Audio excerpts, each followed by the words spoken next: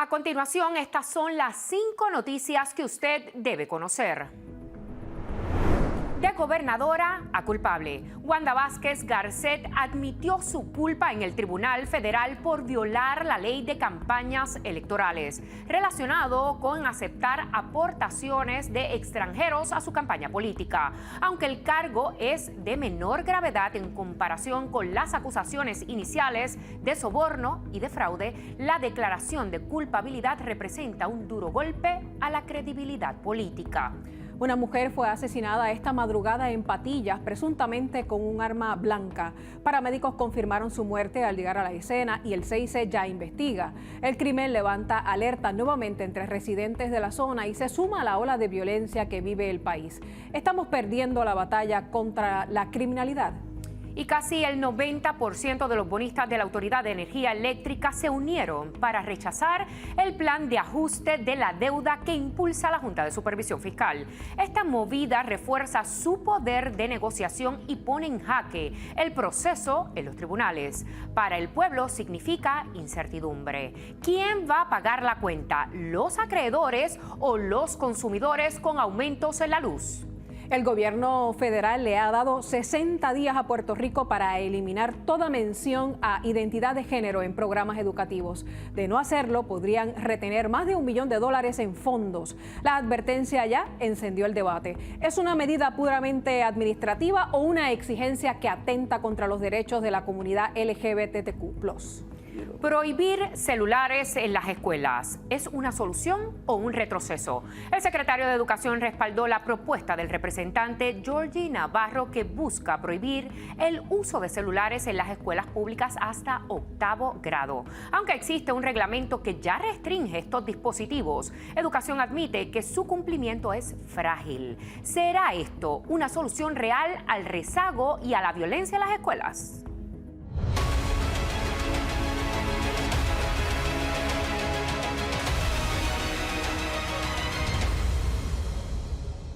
Muy buenas tardes, bienvenidos a Directo y Sin Filtro. Saludos, Mardelis. Hoy un miércoles de muchas noticias en este país. Yo diría que es un miércoles histórico. Es un miércoles histórico, pero es una nota un tanto desgraciada para la historia política del país en la medida en que tenemos el primer gobernante, independientemente de cómo haya llegado ahí, que acepta su culpa y sería el primer gobernante convicto en nuestra historia política. El primer exgobernador convicto, así es. Y recuerden que aquí nosotros les tenemos un programa lleno de información y análisis de lo que acontece en Puerto Rico, pero también lo que acontece a nivel internacional.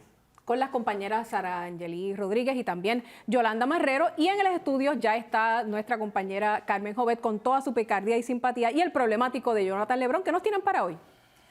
Venimos en buena lid, venimos tranquilos. ¿Sí? Podemos decir que medicados, así que vamos a portarnos bien.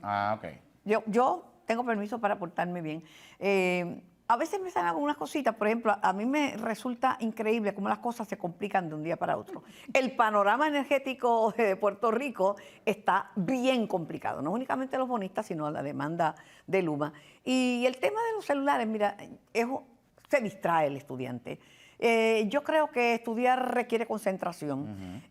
Ya hay escuelas privadas que simplemente pasan una cajita, lo guardan y se lo devuelven. Desde temprano, hasta que lo buscan los muchachos a la escuela. Estoy totalmente de acuerdo con esa medida y no sé qué la gobernadora está pensando. Yo también. Y no sé cuáles son las objeciones sobre ese asunto. Que es que es difícil hacerlo cumplir. Pasa una cajita y recoge, ya. Hay que cumplir con las reglas y con las instrucciones. Claro. Y a la escuela se va a estudiar, no habla por celular. Y a los trabajos. Tú sabes. En los trabajos resienten cuando hay alguien que en vez de estar atendiendo, está hablando por teléfono. Eso es cierto. Y eso del multitasking, eso es embuste. Que guarden el celular en el salón de clase y presten a la maestra.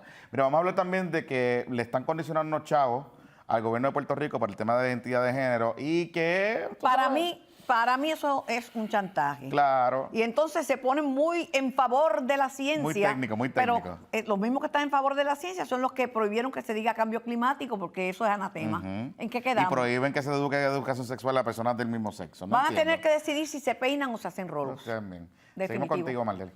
Gracias, compañeros. Y en otros temas, de fiscal a gobernadora y ahora convicta. Hoy estamos ante un suceso sin precedentes. La exmandataria Wanda Vázquez se declaró culpable. ¿Cómo llegó a este punto? Eso te lo vamos a contar a continuación. Puerto Rico, año 2022. La exgobernadora Wanda Vázquez Garcet es arrestada por el FBI. La razón, un presunto esquema de corrupción electoral. Según las autoridades, aceptó apoyo financiero de un banquero venezolano a cambio de remover a un regulador que investigaba su banco. El trato, $300,000 para su campaña si cambiaba al jefe de OSIF, y lo hizo. Pero en 2025 todo cambió. Wanda aceptó un acuerdo con la Fiscalía y así se declara culpable de un delito menor por aceptar una contribución prometida de un extranjero. De fiscal a gobernadora y ahora convicta. ¿Cómo llegó Vázquez Garcet a este punto? Wanda Vázquez, nacida en Santurce en 1960, creció en Guaynabo y se formó como abogada en la Universidad de Puerto Rico y en la Escuela de Derecho de la Interamericana. Inició su carrera profesional en la década del 80 en el Departamento de la Vivienda antes de convertirse en fiscal de distrito, enfocándose en casos de violencia doméstica, sexual y maltrato infantil. En el 2010 fue nombrada Procuradora de las Mujeres y en el 2017 se convirtió en Secretaria de Justicia, siendo la segunda mujer designada en ese puesto. De ahí, la abogada fue del "no quiero ser gobernadora" a asumir la jefatura del Ejecutivo. Vázquez Garcet fue llamada a gobernar tras la renuncia de Ricardo Rosselló por el escándalo del chat de Telegram. Vázquez fue inicialmente reacia a asumir su posición.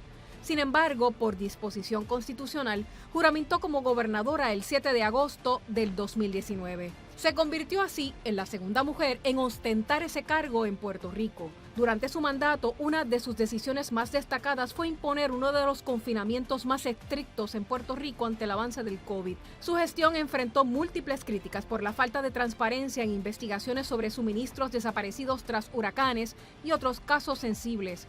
Se le cuestionó la criminalización de protestas mediante monitoreo y recopilación de datos de ciudadanos en redes sociales. En las primarias de su partido en el 2020 perdió la nominación frente a Pedro Pierluisi, quien también sería después su sucesor oficial en la gobernación. En agosto del 2022 fue arrestada por el FBI bajo acusaciones de corrupción. Supuestamente aceptó aportaciones ilegales para su campaña a cambio de intervenir en la regulación bancaria. Posteriormente, en el 2025, informó que alcanzó un acuerdo de culpabilidad que la convertiría en la única exgobernadora convicta en la historia de Puerto Rico. Interesante todo lo que se pueda o haya ocurrido, ¿verdad?, al interior del tribunal. Nunca se sabrá, ¿verdad?, qué era la evidencia que contaba la Fiscalía con esta declaración o con este acuerdo que ha alcanzado la exgobernadora. Sin duda es un día muy triste para la historia política del país y un día que sigue poniendo mancha sobre la credibilidad que deben de tener los políticos al ostentar un puesto público. Ahora estamos listas para pasar de arroz y de masa con Carmen Jovet. Y esto es de arroz y de masa con las representantes Wanda del Valle del Partido Nuevo Progresista y Nelly Lebrón del Partido Independentista Puertorriqueño. Saludos. En primer lugar, para nosotras tres, hablábamos antes de la sección como mujeres y como puertorriqueñas, es una desgracia el que una gobernadora, aunque no haya sido electa, ocupó la gobernación, se tenga que declarar culpable ante un tribunal. Es una tragedia y es un precedente nefasto. Es así. ¿De acuerdo? Es así. Nosotros, hoy es un día, una página triste en la historia política y en la historia del país. Que tengamos una mujer que, siendo pocas las mujeres que han ocupado el espacio de la gobernación en nuestra patria, sea ahora el centro de las noticias por haber violentado una ley, especialmente una mujer que es abogada, que ha sido fiscal, que debería conocer. Una ley electoral federal. Exacto. Una ley electoral federal. Y es una lástima que esto haya sucedido. Independientemente, y esto no es un tema partidista. Esto no lo es. No podemos convertirlo en un tema partidista. Wanda. Independientemente sea la ley federal, la ley estatal, es triste no solo para las mujeres, no solo para el partido al que pertenece, que es el nuestro, y yo no avalo este tipo de situaciones. Yo creo que no es la norma dentro de nuestro partido tampoco, y no podemos normalizar estas conductas en ningún partido, ni porque eso es lo que produce. Yo no entré a la política después de adulta con interés de aportar de mi experiencia laboral, de interés de servirle a la gente. Entonces, lamentablemente, estos incidentes hacen que personas que lo que queremos es servir, seamos marcadas como todos los demás y que sopesemos en algún momento dado. Quiero decir que no todo el mundo es igual.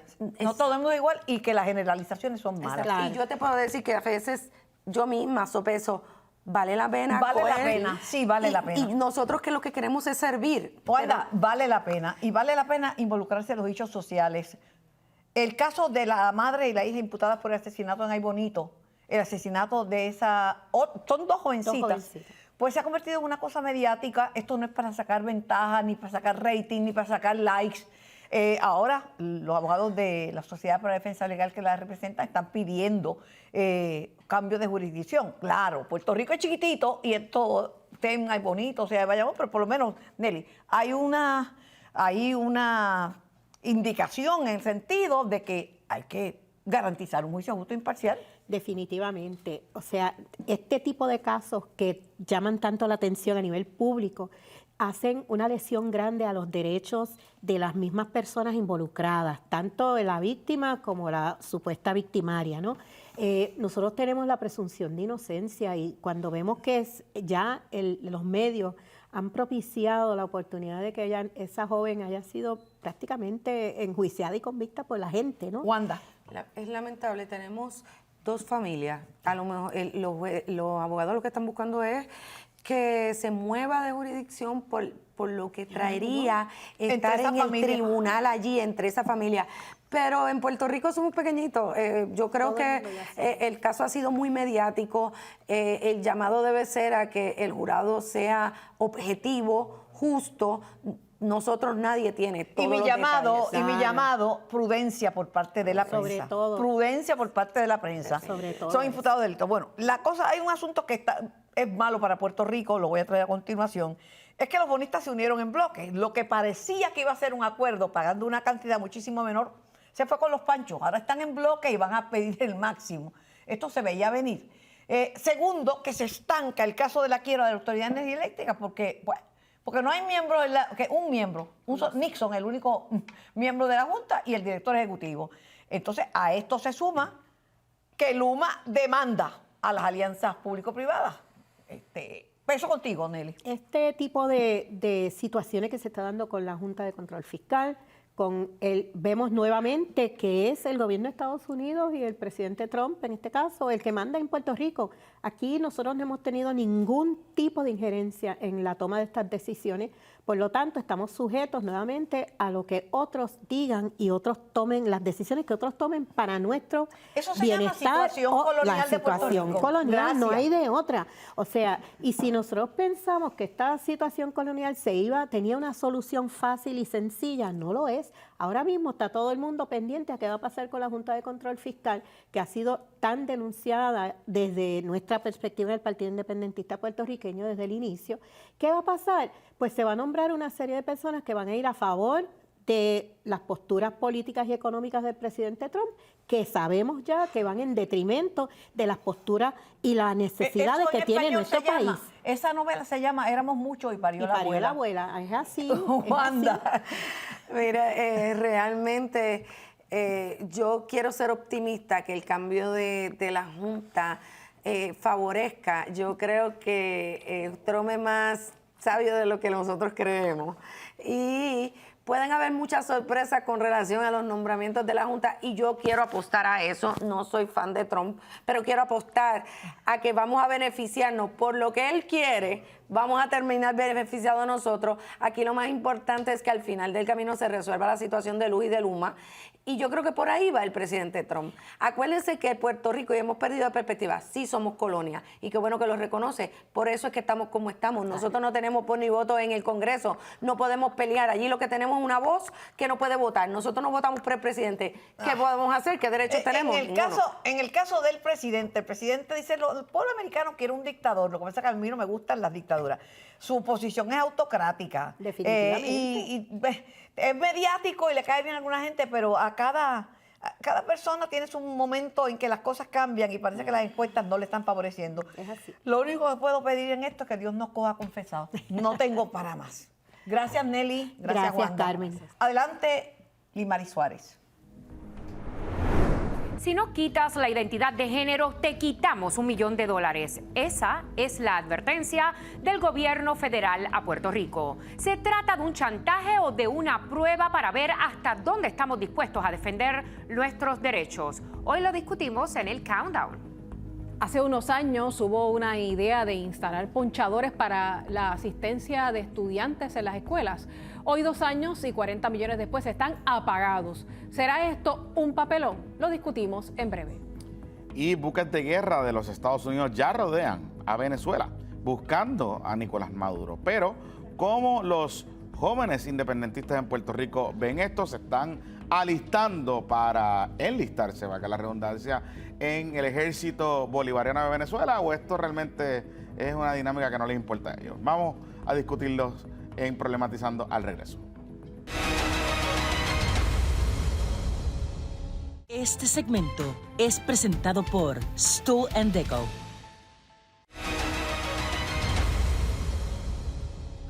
Estados Unidos parece que no está jugando y va en serio tras la captura del presidente de la República Bolivariana de Venezuela, Nicolás Maduro. De hecho, ha movilizado algunos buques cerca de las costas de Venezuela. Incluso algunos aliados se han unido y han enviado también barcos. Trump acusa al presidente Nicolás Maduro de ser un narcotraficante, pero otros dicen que esto o estas movidas del gobierno de Estados Unidos son una violación a la soberanía de los pueblos y a su democracia. Usted sabe que Nicolás Maduro y que el gobierno, también con el fenecido Hugo Chávez, han sido aliados de planificar o más bien promover la independencia para Puerto Rico en foros internacionales y han estado muy de cerca del liderato del Partido Independentista puertorriqueño. Pero, ¿qué opinan los jóvenes precisamente de esa colectividad sobre esta dinámica que hemos estado viendo en estos últimos días? Se encuentra con nosotros el ex candidato a representante por el PIB, Gabriel Casals, y la secretaria de la Juventud del PIB, Alondra Velaval. Gracias a ambos por estar aquí con nosotros en directo y sin filtro. Obviamente, esta situación, pues, más allá del tema de lo que está ocurriendo, si van a invadir o no van a invadir, o van a buscar al presidente Nicolás Maduro por la acusación esta que dicen que él es el líder de un cártel del narcotráfico, hay unas dinámicas particulares que están ocurriendo desde el punto de vista de política internacional y de la soberanía de los pueblos. ¿Cuál es, digamos, la postura del PIB o de ustedes sobre lo que está ocurriendo entre el gobierno de Estados Unidos y el gobierno venezolano en esta nueva fase en la dinámica? Mira, cualquier planteamiento serio y responsable tiene que empezar con una denuncia a una potencial guerra. Una guerra muy pocas ocasiones ha resuelto algo y lo que va a representar para Venezuela y para Puerto Rico va a ser destrucción y daño físico y posiblemente muerte. Así que hay que empezar desde ahí. Hay gente que irresponsablemente aboga por una guerra como si eso fuese una cosa liviana. Yo creo que hay que ser consecuentes. Si nos hemos opuesto a la guerra de Ucrania, de la invasión de Rusia, como también la invasión de Israel a Gaza, hay que también oponernos a la invasión de los Estados Unidos a Venezuela. Y uno pudiese tener mil diferencias con el gobierno venezolano. El PIB fue el primero que denunció ciertos problemas que hubo en las elecciones pasadas. Pero eso no justifica una intervención militar. Claro, y digo, no ha ocurrido ninguna intervención militar, ¿verdad? Hasta el momento. Más allá de esta movilización y algunos mensajes o interpretaciones de estas estrategias que están ocurriendo. Pero obviamente aquí la oposición política ha planteado y que el PIB ha sido, a pesar de que fue bastante proactivo en denunciar los problemas que hubo en la elección de Nicolás Maduro, en la reelección de Nicolás Maduro, en esta etapa algunos acusan al PIB de estar muy tímido con los planteamientos que se han hecho de que el gobierno o que elementos del gobierno, según alega el gobierno de los Estados Unidos, elementos del gobierno venezolano, tienen algún tipo de vínculo con el narcotráfico. ¿Cómo usted, Alondra, le responde a esos planteamientos de la oposición política? Mira, yo creo que eso es parte de unas teorías de conspiración muy absurdas que se utilizan para justificar, como bien decía Gabriel, unas medidas políticas que también, ¿verdad?, a todas luces son absurdas. Lo que ha movilizado Trump a Venezuela es insuficiente en cantidad para poder invadir un país. Y yo creo que esta es una estrategia de Donald Trump de, una vez más, desviar la atención de unos asuntos importantes. Ahora particularmente, ¿verdad?, pensemos en lo que está pasando con la lista de Epstein, que es muy importante para su base. y de generar estas noticias que al final no tienen ninguna consecuencia y redundan en absolutamente nada. Si vamos a hablar también, ¿verdad?, de las cuestiones del narcotráfico y la droga que llega a los Estados Unidos, bueno, si la droga llega a los Estados Unidos es porque hay gente consumiéndola, y Donald Trump, que es el presidente de la nación, tiene inherencia precisamente sobre lo que pasa allí, pues que resuelve ese problema desde adentro, que lo resuelva como se merece que sea resuelto, como una cuestión de salud pública. Claro, la realidad es que aquí hay una complicación, y es que el tráfico de drogas, según se ha detectado, pues sale de algunos países, incluyendo de las costas de Venezuela, pero no necesariamente nunca se ha hablado específicamente de que el gobierno venezolano de alguna manera u otra esté financiando o reciba dinero de alguna de estas organizaciones criminales, particularmente para sus operaciones, ¿no?, dentro del gobierno. Yo les pregunto, desde el punto de vista de cómo aterrizamos el tema aquí. Hay un tema de seguridad, hay un tema de que se está utilizando también las costas de Puerto Rico para transbordo por estas organizaciones criminales en ruta a los Estados Unidos y a otras jurisdicciones. ¿Cómo el PIB o ustedes, miembros del PIB, se debe abordar ese mensaje? ¿Cuál debe ser el llamado, digamos, al gobierno de Puerto Rico? Bueno, primero yo creo que es importante resaltar que mucha de la criminalidad que hay en Puerto Rico, o una gran parte, se debe precisamente a que Puerto Rico es un punto en el cual se transportan distintas drogas desde América Latina o distintas partes del mundo hacia los Estados Unidos. Y es importante resaltarlo porque precisamente quien controla las fronteras de Puerto Rico son los Estados Unidos. Así que quien tiene un control absoluto no es el gobierno de Puerto Rico, es mayormente el gobierno federal. Y el gobierno federal ha sido incapaz de atender ese asunto en Puerto Rico, que va a ser atenderlo en Venezuela, un país extraño. Claro, y o sea que en ese sentido hay complicidad del gobierno federal con el tráfico de drogas en Puerto Rico. No sé si complicidad, yo no sé si coordinan para que las cosas pasen, pero como bien dice Gabriel, ciertamente las políticas que se han implementado han sido insuficientes para bregar con la situación del tráfico de drogas, claro que sí. E insistimos, no lo va a resolver una guerra o la amenaza de una guerra. Eso sin hablar, ¿verdad?, de que Puerto Rico es una base militar de los Estados Unidos en el Caribe. Así que si hubiese un conflicto allá, ¿qué pudiese pasar aquí? Claro. ¿Cuál pudiese ser la reacción de Venezuela aquí? Así que a todas esas personas que les encanta, ¿verdad?, ondear la bandera de Trump como si él fuese el genio aquí en Puerto Rico particularmente, pensemos en las repercusiones que esto pudiese tener aquí. Claro.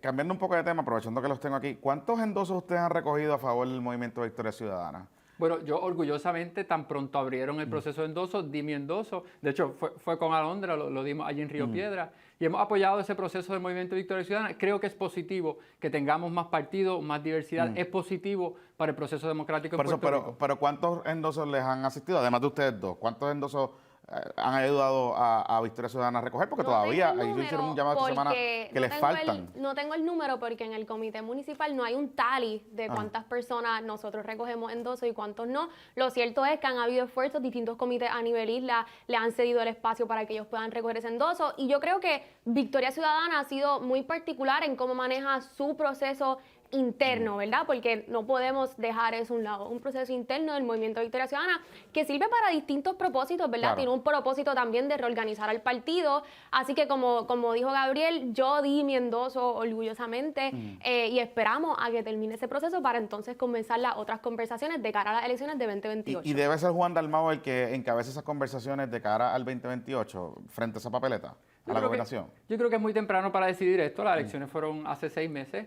Pero veremos cómo todo se vislumbra el resto del cuatrenio, y es un proceso que, como lo fue en el 2024, es un proceso de país que requiere negociaciones de distintas partes, de organizaciones electorales como organizaciones no electorales. O sea, ustedes están a favor de la alianza de nuevo 2028 como tal. Yo creo que sí, yo creo que los números demuestran, ¿verdad? No solo porque sea un capricho nuestro, pero el país pide un cambio. Y ese cambio pues tiene que ser abriendo esas brechas de partido con unas negociaciones serias, con unas agendas claras y la defensa, en nuestro caso, ¿verdad?, de derechos humanos, de educación pública, entre otras cosas. Así que sí, yo creo que una alianza es beneficioso para el país y para el marco electoral.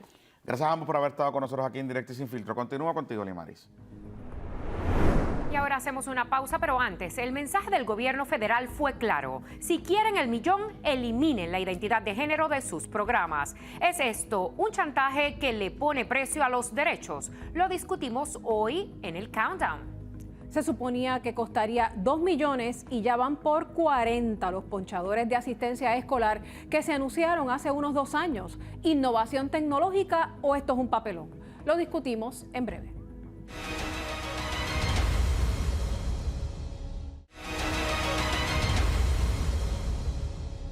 Y llegamos al segmento del papelón y vamos a hablar de lo siguiente. Miren, imagínense, un proyecto que se anunció en agosto del 2023, que era instalar ponchadores de asistencia en las escuelas por $2 millones.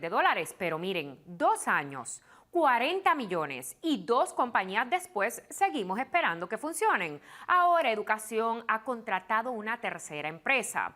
La pregunta para mis compañeros es, ¿esto es un intento fallido? ¿Es un despilfarro de fondos públicos o simplemente el papelón más caro de la educación? Comienzo contigo, Mardelis. Pues imagínate, ay Dios mío, es que uno no sabe ni por dónde empezar. En el Departamento de Educación, una de las agencias con los presupuestos más grandes y más altos. La más alta. Y uno ve cómo se va perdiendo y perdiendo y perdiendo el dinero. Yo sé que en el caso, no sé si de los estudiantes, pero en el caso de los maestros, la Junta de Supervisión Fiscal había exigido que esto ocurriera. Los maestros se trancaron, como dicen en mi pueblo de Carolina, se trancaron a la banda los maestros y maestras y no se dio. Tengo que decir que es un papelón. Jonathan, ¿qué tú opinas? ¿Botaron la pelota? Es que tengo aquí un poquito de mixed feeling, como dirían allá en los Estados Unidos. Cuéntame. Porque tiene que haber algún tipo de accountability de los recursos, inclusive, ¿verdad? Si los estudiantes están asistiendo a clases o no, si los maestros están entrando a las escuelas o no, y ver por dónde es que está la cosa, tener un estatus del sistema. Ahora, que 40 millones de dólares más tarde nos estemos dando cuenta que pusimos unas máquinas en las escuelas públicas para que los muchachos poncharan o que los muchachos marcaran su asistencia y no están funcionando, pues eso te denota de que este sistema, este Departamento de Educación, no tiene la prioridad de educar a los muchachos en mente, porque votaron 40 millones de pesos en unas maquinitas, 40 millones que hubiesen ido a pintura de salones, a darle materiales a los maestros, a promover, por ejemplo, las educaciones de ciencia y matemáticas con laboratorios adecuados, con computadoras adecuadas. Todo eso se pudo haber costeado con un proyecto que falló. Y esto es un mega papelón y nos debe dar una vergüenza que estemos hablando de este gasto de despilfarro de dinero en unas maquinitas ahí para que poncharan. Carmen. Después la gente se pregunta por qué tenemos una Junta de Control Fiscal. Por esto, porque si dejan a las agencias públicas se gastan lo que tienen, lo que no tienen y lo que podrían tener. Ahora, la verdad es que los maestros se amotinaron. Yo recuerdo que decían, no, eso que ponchar, ¿cómo que vamos a ponchar?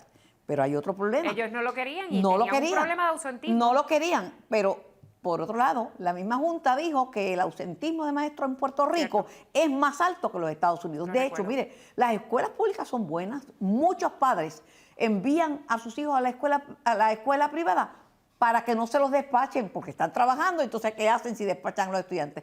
En escuelas públicas despachan. El maestro no vino, no vino, se ausentó y punto. Esto es vergonzoso. En primer lugar, porque el dinero es para utilizarlo sabiamente, no es para malgastarlo. Segundo, porque no tiene sentido. De la manera que lo pongan, esto es absurdo. No es que es un papelón, es que es todas las anteriores. Es papelón, es derroche, falta de conciencia y mal manejo de los fondos públicos. Todas las anteriores. Bueno, pues el veredicto ha sido de forma unánime, que es todas las anteriores y que es un mega papelón.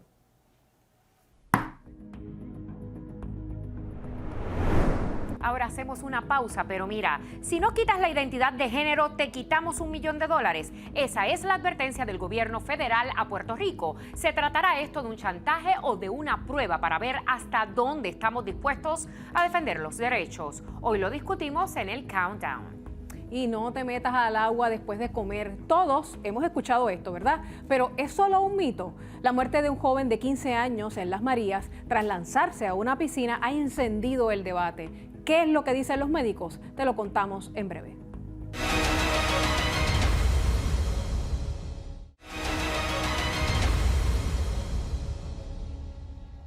Este es el countdown, o sea, la cuenta regresiva. 7 minutos de pura adrenalina. La invitada o el invitado tiene que contestar nuestras preguntas y rápido, porque si no nos ponen time out y nos vamos a negro. El gobierno federal de los Estados Unidos le dio un ultimátum a Puerto Rico que eliminen toda referencia a identidad de género en el programa de educación para la responsabilidad personal. En 60 días podrán retener más de $1 millón en fondo. La pregunta ¿es esto una condición administrativa o más bien un chantaje a cambio de nuestros derechos? Lo discutimos con Elian Martínez, directora de la Oficina de Fortalecimiento Social Comunitario y Orientación de Base de Fe. Saludos, Elian. Saludos, buenos días. Yo creo que condicionar dinero a que se hable o no se hable de identidad de género, para mí parece un chantaje. Bueno, es importante comenzar diciendo que esta administración estableció desde un inicio que los materiales que se iban a estar utilizando en las escuelas y en sus currículos iban a ser materiales basados en ciencia. Entonces, aquí estamos hablando, aunque ya esos fondos han ido, ¿verdad? Lo que queda es muy poco de esos fondos, lo que le quedaría al Departamento de Salud es $1 millón y pico apenas. En esa evaluación, junto con otros estados, Puerto Rico tuvo que enviar todos los documentos y los currículos que tienen para trabajar con los diferentes tópicos en el Departamento de Salud. El Departamento de Salud tiene un currículo que de hecho fue avalado en el 2020 por el Departamento de Educación para implementar la educación sexual en los menores. El currículo se llama Elian, Camino. Con la misma excusa, han hecho en otras agencias, en la NOAA, en el Servicio Nacional de Meteorología, en la Agencia Federal de Protección Ambiental y en FEMA, lo mismo irse contra la ciencia y decir que el cambio climático no existe. Y si lo ponen, no únicamente te quitan fotos. Si hablas de cambio climático como de identidad de género, no únicamente te quitan los fondos, sino que también te pueden despedir. Hice una pausa y no pude completar, ¿verdad?, la línea. Lo que se le está pidiendo... Pero no me contaste si es un no me contestó si es un chantaje. No es un chantaje. Yo creo que los padres en Puerto Rico y el propio Departamento de Salud, sobre todo el Departamento de Salud, debería de exigir que los materiales y los currículos cumplan con los mejores estándares científicos. En este caso, se usó una evaluación de esos materiales. Esto no solamente sucedió en Puerto Rico, a los otros estados también tuvieron que enviar el material. Se evaluó con los aspectos científicos del currículo y lo que se le está señalando es que cualquier material que contenga no solamente el término, ¿verdad?, lo que se le conoce ideología de género, sino cualquier material que no cumple con la ciencia, que no sea educado para nuestros niños y se sube aún la vara de la educación que se le está llevando a nuestros menores de edad. Jonathan, abunda en que la administración de Trump no es muy científica, que digamos. De hecho, se pone en contra de la ciencia. Pero es que estoy tratando de entender, porque si el currículo ya fue avalado por personas que estudian la ciencia y la ciencia reconoce que hay distintas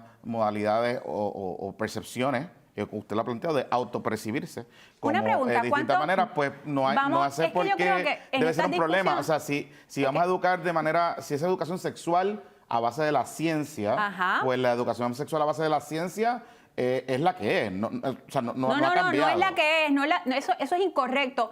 Partiendo de esa premisa, yo te pregunto, ¿cuántas identidades de géneros existen? Bueno, la ciencia ha reconocido que hay personas que pueden nacer biológicamente como un hombre. No es eso lo que yo estoy planteando, y que pueden transicionar a una mujer y viceversa. Identidades de género. La ciencia no plantea absolutamente nada de eso. Estoy hablando de la ciencia. Es subjetivo. No, identidad de género es un autoconcepto que no está avalado científicamente. Esa es la una autopercepción cosa son las organizaciones activistas y otra cosa es la ciencia. Y yo te pregunto nuevamente, ¿cuántas identidades de géneros existen? Decenas de artículos además de hombre o mujer, ¿cuáles otras? Hay decenas de artículos de ciencia que validan que eso no es correcto. Y te está hablando una profesional en el campo de la salud mental. Lo que sí tenemos es una posición desde el activismo, incluso de organizaciones y los niños científicas, pero que se hacen llamar algo que de esta nueva ideología. Y las personas hermafroditas que nacen y presentan dos sexos. Primero que nada, que ya ese término no se utiliza, es incorrecto. No es ¿Cómo se llama ahora? ¿Verdad? La palabra por la que se le conocía ¿Cómo antes. se le conoce ahora? Estamos hablando de la condición de la intersexualidad, que es otra cosa. Pero eso es una condición médica sexual no es una identidad de no. género. Okay. Así que, ¿verdad? La Seguimos ciencia, confundiendo los no, conceptos es que usted está aquí. confundiendo el consenso Lo que es académico y importante es que científico. nosotros hemos lamentablemente adoptado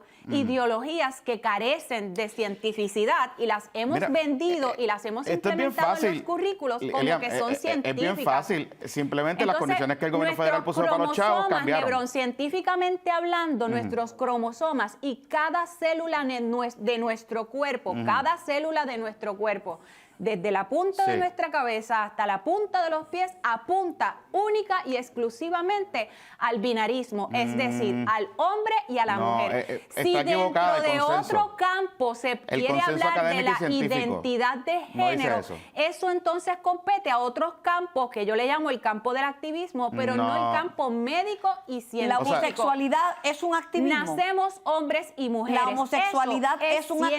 activismo, o hay el personas papá que quiere homosexuales. educar a su hijo en esa dirección de que hay otras configuraciones, lo puede hacer. Las personas- pero desde la medicina y desde la responsabilidad educativa y médica no podemos apuntar O sea, que hay en que otra borrar Y las dirección. todos los- personas Esa es estrictamente homosexuales, la científica. las personas homosexuales, para usted, ¿qué son?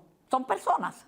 Por supuesto, personas con dignidad humana como Claro. cualquier otra persona. Y eso no se debe enseñar en el salón de clases. Salud sexual entre parejas del mismo sexo no se debe enseñar en el salón de clases. Bueno, porque ahora eso está cambiaron malo. a otro tema. Ya no están entonces No, hablando. es el tema. Es que es importante Es el tema, porque me concentrarnos mezclan en lo las que dice cosas. la orden. Y la Ajá. orden no habla al respecto de eso. La orden Ok. habla exclusivamente del material que es anticientífico. Y en este caso hemos traído Por eso, el pero le hago asunto la de las pregunta a usted. identidades de género. Le hago la pregunta a usted específicamente. ¿Usted cree que se le debe enseñar en ese material educativo a personas y a jóvenes en educación sexual entre parejas del mismo sexo? ¿Entre hombre y hombre y mujer y mujer? No, yo creo que nosotros nos debemos de concentrar. Ahí es que estamos en la anticiencia. Bueno, pero si me dejas hablar, Pero yo es que puedo estamos en la explicar mi anticiencia porque usted posición. me acaba de reconocer que existen las personas Si homosexuales. me das la oportunidad, yo puedo explicar mi posición. Ok, Jonathan, dale la oportunidad. claro, adelante. Dale. No, ok, muy bien. Aquí de lo que estamos hablando, que es otro terreno al que tú entras ahora, es que los padres, como dice nuestra ley 85, la nueva ley 89, en materia de educación sexual, el papá debe de conocer lo que se le está llevando, Claro. la información que Esa se le no fue va a la llevar a pregunta que los yo le hice menores. a La usted. preocupación mayor, y no es únicamente de los padres, también de otros profesionales de la salud mental, es que vayamos en contra de las apreciaciones, incluso de los valores que de mezclan los esa familia. conceptos. Y cuando el gobierno o el Estado entra a enseñar en materia de afectividad sexual algo que va en contra del valor Pero es del que las papá o de parejas lo del que el mismo padre sexo quiere ocurren. enseñar, ahí hay El tiempo conflictos. se nos acabó. Por ejemplo, antes de que nos pongan time out, pues tengo que decir que terminamos aquí. Gracias. Es momento de una pausa, pero antes, ¿qué pasó con Wanda Vázquez y su cita con la justicia? Le contamos al regreso. Estás viendo Directo Hoy Sin Filtro y en breve te doy mi opinión. ¿Que de qué voy a hablar? Ay, Dios mío. De por qué la puerca entorchó el rabo. Sí, así como lo oye.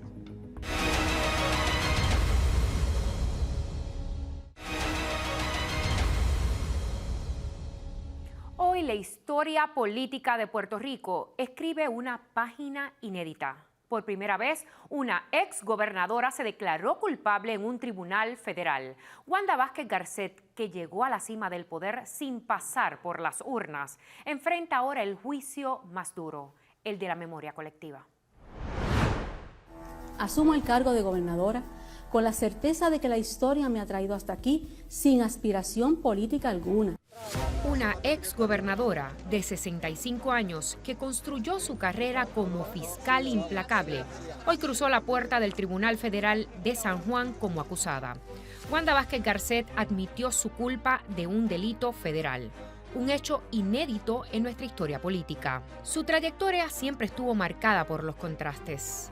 Fue la primera secretaria de Justicia que enfrentó un caso criminal, aunque quedó en nada. Fue la primera gobernadora designada tras la renuncia de Ricardo Rosselló en el 2019. Y ahora, la primera en declararse culpable por un delito federal. La acusación original era explosiva: soborno y conspiración. Según el pliego, Vázquez Garcet habría recibido cerca de $300,000 en apoyo de campaña del banquero venezolano Julio Herrera Bellutini, a cambio de remover al comisionado de instituciones financieras. Un caso que pudo haber terminado en juicio, pero se diluyó hasta convertirse en un delito menor: tramitar un donativo político de un extranjero de entre $15,000 y $25,000. La jueza federal Silvia Carreño Coll adelantó su inconformidad con este desenlace y hoy Vázquez Garcet se declaró culpable junto al banquero Herrera Bellutini y el exagente federal Mark Rossini. Las consecuencias van más allá de una sentencia: la pérdida de privilegios como exgobernadora, el posible proceso disciplinario en el Tribunal Supremo y la inhabilitación para volver a ocupar un cargo público. Así termina, en los tribunales, la vida pública de una mujer que alguna vez prometió gobernar sin intereses electorales. Hoy, la ex fiscal que persiguió delitos carga sobre sí la mancha de la culpabilidad.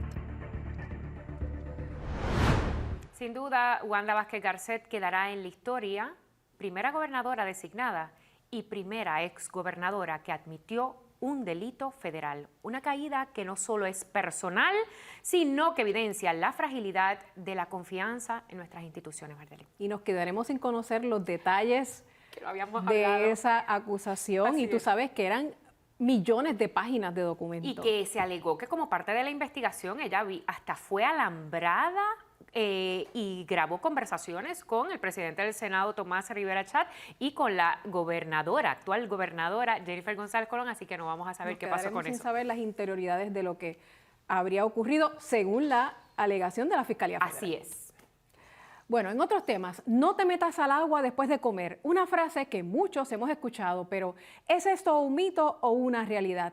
La muerte de un joven de 15 años en Las Marías tras lanzarse a una piscina poco después de comer encendió la pregunta: ¿es seguro nadar después de comer? Yolanda Marrero nos cuenta.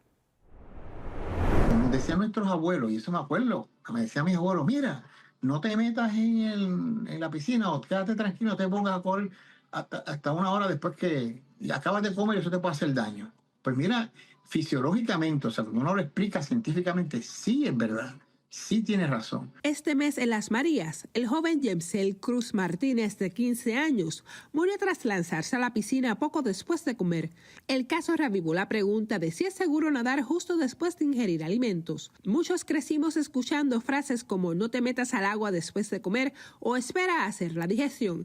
Y aunque no siempre es mortal, los expertos explican que la digestión puede verse afectada. ¿Qué pasa? Si tú no estás tranquilo y te pones a nadar, te pones a correr, le estás sacando entonces del abdomen la sangre que está necesaria en la digestión, va a ir a donde se necesite, a los músculos que están requiriendo más, a las extremidades, al pulmón, al corazón que está requiriendo más, porque esta es una actividad de atleta o de correr. ¿Y qué pasa? Le resta oxigenación al área intestinal, empiezan los calambres y el diafragma, que es el músculo que separa la parte abdominal de la parte de los pulmones y el corazón, que es el que permite que tú respires, y el que baja el diafragma, pues se llenan los pulmones.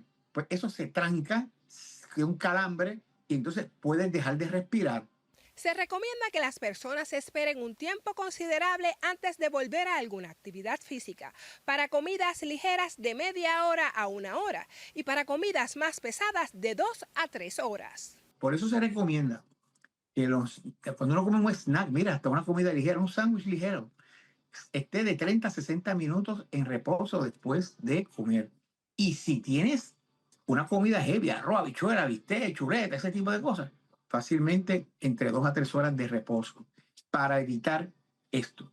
El médico advierte que lo más seguro es darle al cuerpo el tiempo necesario para completar la digestión antes de volver a hacer alguna actividad física. Esa pausa puede marcar la diferencia entre disfrutar con seguridad o enfrentar un riesgo innecesario. Soy Yolanda Marrero Girot para ABC Puerto Rico. sea que no es solo sabiduría popular, es ciencia también. Extraordinaria la explicación del presidente del Colegio de Médicos y Cirujanos. Él lo dramatizó todo lo que pasa en el cuerpo si uno come y se mete a nadar o a hacer alguna actividad física. Mucho cuidado hay que tener. Así es. Y ahora nosotros hacemos una pausa, pero usted no se despegue porque al volver regresamos con la opinión de Carmen Jovet.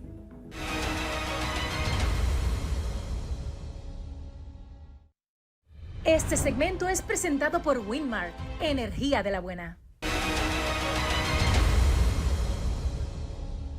El tema de los problemas energéticos de Puerto Rico es, sin lugar a dudas, uno de los temas más importantes que a diario se abordan en el país.